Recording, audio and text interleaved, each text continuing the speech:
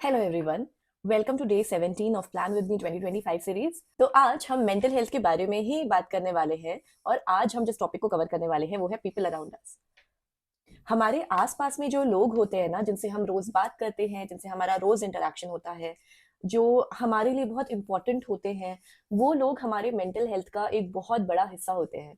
बहुत बड़ा role play करते हैं। हम क्या सोच रहे हैं, किस तरीके से डिसीजंस ले रहे हैं, कैसा फील कर रहे हैं, उन सब के लिए। तो आगे बढ़ने से पहले ये जानना बहुत ज़रूरी है कि हमारे आसपास कौन से लोग हैं, उनका हमारे ऊपर क्या असर हो रहा है, हम कितना पसंद करते हो, उन्हें नहीं करते हैं, किस तरह से हम उनसे इफेक्ट होते हैं। डिस्क्रिप्शन में जो पीडीएफ टेम्पलेट है, एक बार उसको प्लीज़ डाउनलोड कर लीजिएगा, क्योंकि ये मेंटल हेल्थ से रिलेटेड क्वेश्चंस है, ये उन चीज़ों से रिलेटेड क्वेश्चंस है जो आप फील करते हैं। तो इसीलिए please do not restrict yourself to a limited space. अगर आपको ज़्यादा लिखने का मन कर रहा है या आपके दिमाग में कुछ ज़्यादा आ रहा है, तो लिख लीजिए। कई बार ऐसा होता है कि जब हम लिखना स्टार्ट करते हैं ना, तो कुछ भी दिमाग में नहीं होता, पर जब हम लिखने लगते हैं तो धीरे धीरे करके एक लाइन दो लाइन के बाद बहुत सारी चीजें आने लगती हैं दिमाग में। वो हमारी फीलिंग्स होती हैं, तो उन्हें बिल्कुल भी ऐसे सप्रेस करने की कोशिश मत करिए। एक दो लाइन में उन्हें समाने की कोशिश मत करिए। वो जितना डिमांड करती हैं स्पेस, उन्हें उतना स्पेस दीजिए। आपको जितना लिखना है आप उतना लिख सकते हैं। और अगर आपको इसमें थोड़ा बहुत टाइम भी अपना स्पेंड करना पड़े तो प्लीज कर लीजिए, क्योंकि जैसा आप सोचते हैं वैसी ही आपकी दुनिया होती है।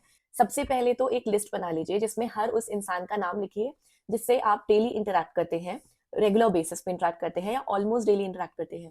वो चाहे आप फिजिकली करते हो, मतलब आप शायद ऑफिस जा रहे हैं और आप अपने मैनेजर से मिल रहे हैं, अपने कलीग से मिल रहे हैं, अपने फैमिली मेंबर्स, आपके फ्रेंड्स जिनसे आप रोज मिलते हैं या जो आपके लिए बहुत ज्यादा इंपॉर्टेंट है।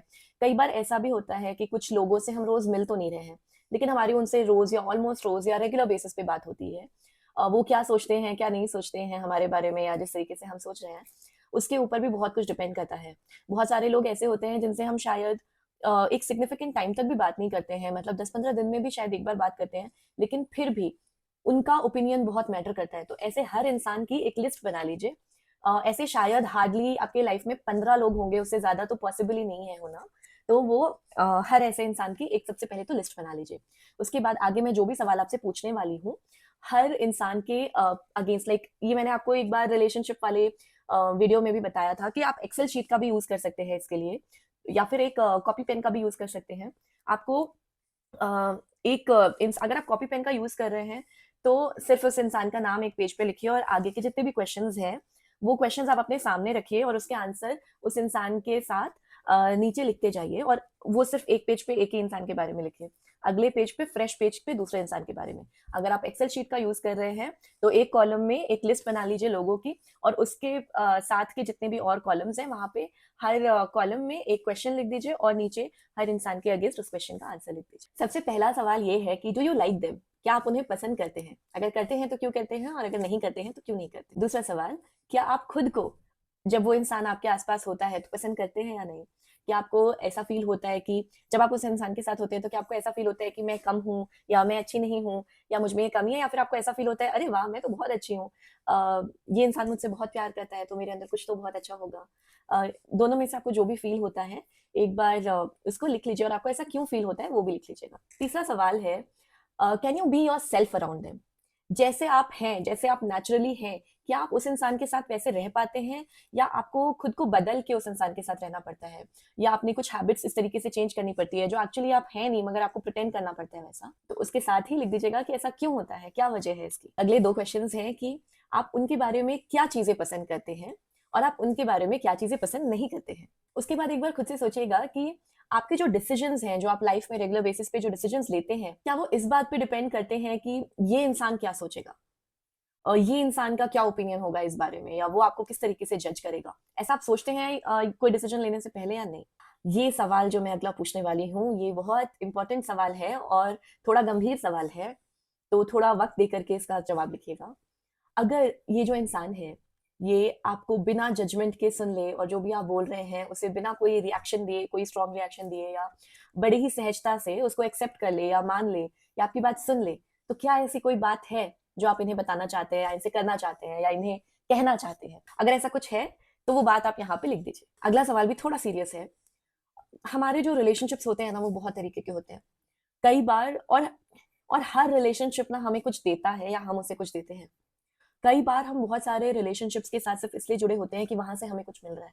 जो बेनिफिट्स आपको इस इंसान से मिलते हैं उसे खोए बिना अगर आपको चूज करना हो कि आप इस इंसान के बिना रहना चाहेंगे, तो विल यू एक्सेप्ट दैट और नॉट? मेरा कहने का मतलब है, फॉर एग्जाम्पल मेरी कोई फ्रेंड है जो मेरे ऑफिस के काम में मेरी बहुत हेल्प करती है, उतनी हेल्प मेरी और कोई नहीं करता, लेकिन मैं उसे उतना पसंद नहीं करती। तो अगर वो हेल्प कम ना हो, मतलब कहीं और से या किसी भी तरीके से वो हेल्प मुझे मिलती रहे, क्या मैं फिर भी इस फ्रेंड को अपनी लाइफ में रखना चाहूंगी या नहीं? अगर आपका जवाब ये है कि हाँ, आप वो बेनिफिट्स चाहते हैं लेकिन उस इंसान को नहीं, तो प्लीज लिख लीजिए। अगर आप चाहते हैं कि नहीं, आपको वो बेनिफिट्स मिले या ना मिले, irrespective of that you want that person in your life, तो वो भी आप लिख लीजिए। और ऐसा क्यों है वो भी लिख लीजिए। या आप क्यों चाहते हैं कि मुझे ये इंसान नहीं चाहिए, सिर्फ ये बेनिफिट्स चाहिए। या फिर आप क्यों चाहते हैं कि ये बेनिफिट्स हो या ना हो, मुझे ये इंसान चाहिए। उसके बाद एक बार खुद से पूछिएगा कि फॉर वट एवर रीजन, कुछ भी हो रीजन, कोई भी रीजन हो, अगर कल ये इंसान आपके लाइफ से अचानक गायब हो जाए, अचानक चला जाए, तो आपके ऊपर उसका क्या असर पड़ेगा? आपके लिए क्या मीनिंग होगी इस बात की? कितना मैटर करेगा ये अगर ये इंसान आपकी लाइफ से आज चला जाए?